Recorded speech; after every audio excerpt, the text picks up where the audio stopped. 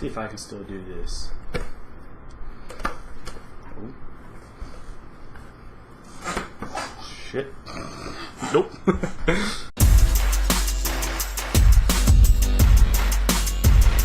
Alright, what's up, y'all? How you guys doing today? It is Kevin, aka Dance Kevin Dance, aka whatever you want to call me. And this is the first ever video in the series that I'm going to call Sports Talk Sundays, to where I'm going to talk about anything sports related that happens within like the last week or whatever. So, I mean, I'm a basketball player myself. That's what I'll be focusing on. Obviously, in the summer, there's no NBA. It literally just ended a minute ago with the Spurs winning the championship. Basketball, so I think my favorite team is the Pacers. Got my Paul George jersey on. Where is it? There it is, 24 on the back, maybe. Oh, yep. You can see it back there. So basically, I've wrote down a bunch of random things over here to talk about, and I'm hoping it's going to last long enough. So let's go ahead and get started. All right, so we're going to start off with some NBA news that happened a couple days ago. I think it happened a couple days ago. Was that Joel Embiid, the center for Kansas, who was pretty much a lock to be the #1 pick for the Cavaliers in the draft that's less than a week away. He had, I think, a stress fracture in his right foot, I think, and he's done for 4 to 6 months after he had surgery the other day. That is a huge blow because he already had back problems, and that was raising red flags around the league. But now he has a foot problem, and people don't know. They said he can fall back to as late as his 10th in the draft when he could have been like the #1 overall. I can't imagine telling someone, hey, I'm pretty much a lock, be the #1 overall pick. Less than a week before the draft, you get injured, and now you're at the end of the lottery. You're like, some teams taking a chance on you. They're not like trying to get started. They're just taking a chance. Like, I hope you pan out. Like, good luck. Oh God, it's ridiculous, man. I feel so bad for him. God, I would hate to be in his shoes right now. God, that's terrible. It's too early. With Embiid's injury, the question asks, what's the Cavaliers even going to do with their first overall pick? There's been a couple talks of trades which haven't really panned out. They said someone reported there's going to be a sign-in trade for Carmelo Anthony, which nobody really sees happening. That's more of just a report or speculation that could happen. A lot of people think they're going to draft Jabari Parker if they have no shot at LeBron James, because that's the reason they were drafting Embiid, so they could have Kyrie, they could have Embiid, and then they can bring LeBron back, and that'd be a really good tandem to build around. But now that Embiid's gone, who do you draft? With this being one of the more most stuffed drafts that we've seen in a long time, you don't want to pass up on a player just for the chance to pick up someone like LeBron James. Obviously, you can pick up LeBron James. You're going to pick up LeBron James. He's arguably the best player on the planet right now. But when it's doubted that he's even going to go to you, who do you pick? Like, if you pick Jabari Parker or Andrew Wiggins, that takes away your chance almost at you getting LeBron back, and he's more than likely would stay in Miami, and it'd be difficult for you to win championships later on, even with the young stars that you may or may not have on that team. And, I mean, I don't know who they should pick on that. Should they trade it, maybe? Kevin Love? There used to be talks where they would trade it to the Timberwolves for, God, who? I don't remember who it was, but it was somebody, the #1 pick, and I think somebody else for Kevin Love, and that wouldn't have been a terrible trade. You trade away potential superstars, which could be busts, for someone who already is a star, superstar. I think Kevin Love's personally on that border, and I don't know.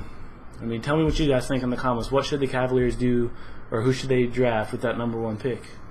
Speaking of Kevin Love, he obviously wants out of Minnesota. Minnesota has done nothing for him the past 6 years. They've put mediocre players around him. Ricky Rubio, the draft, when they drafted Ricky Rubio, they did a terrible job. They drafted 2 point guards. I forget the other one's name right now. I know he came out of Syracuse. I think it was Johnny Flynn. They drafted 2 point guards back to back, which Johnny Flynn I don't think is in the league anymore. And Rubio, he had so much hype coming out of overseas, and he even came, I think, like a year late. I think he came a year late, and He's better than the average point guard, but he's nothing special. He can pass, but he can't shoot really that well. He's not quick enough to play defense. I mean, he gets a lot of steals. He's got quick hands, but like his speed-wise, he isn't really that quick. And Pekovic is good, but Pekovic and Love are basically the same player, other than Love can shoot threes. And I mean, Pekovic is a little more tough. I guess he's more of an inside. Well, Kevin Love can play inside and out. So the Timberwolves haven't really done much. In the last 6 years, the Timberwolves have not been to the playoffs. Kevin Love has never been to the playoffs. And it's obvious he's going out. So obviously the Timberwolves are going to try to get something out of that. They don't want to just let him go. They're going to try to do what the Nuggets did maybe when they traded Carmelo Anthony, because Carmelo was leaving no matter what. He was going to New York. But he at least got a trade, so Denver got some players out of it. They got something out of it, rather than Cleveland. When LeBron left, they literally got nothing other than 3 of the first 4 #1 overall picks. So there's been a lot of talk with the Warriors trading David Lee and Klay Thompson over for Kevin Love, and I think there's like draft picks involved, and I think the Lakers have actually got involved as of what I saw yesterday. So I'm not sure exactly how that's going to pan out.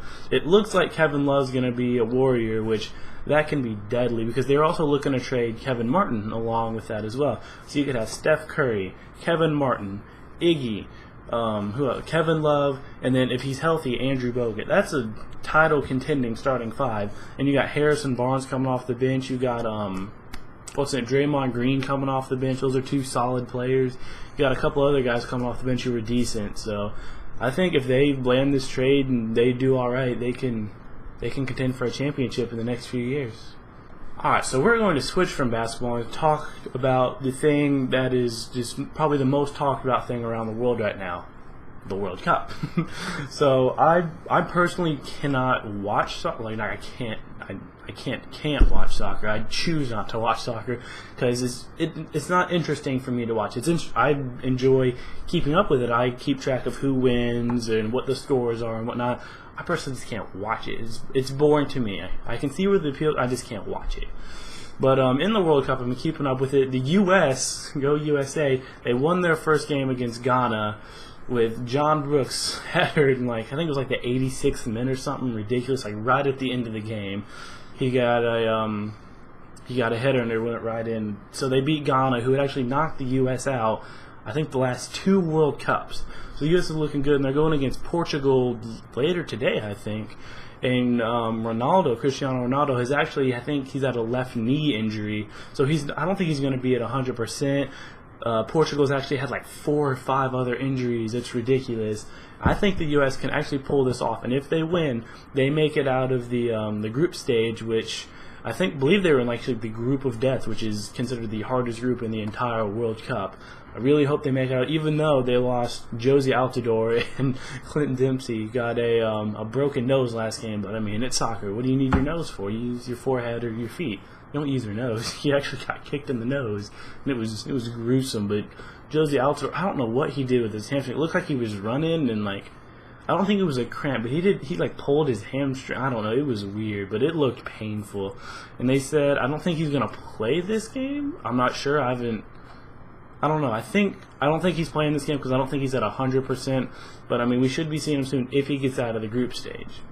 Speaking on the World Cup, there's been some surprises in it. You can't have something like a March Madness or like a World Cup or any type of playoffs for that matter without a surprise team, or like surprise teams losing, like in the NCAA, how Duke's lost the last couple of years. Spain went out in the group stage after they won the World Cup 4 years ago, and they won the Euro Cup in 2012. They've won the last 3 major events, and they get out in the first round. They lost their first 2 games. I don't remember what the scores were exactly, but I mean, that's huge.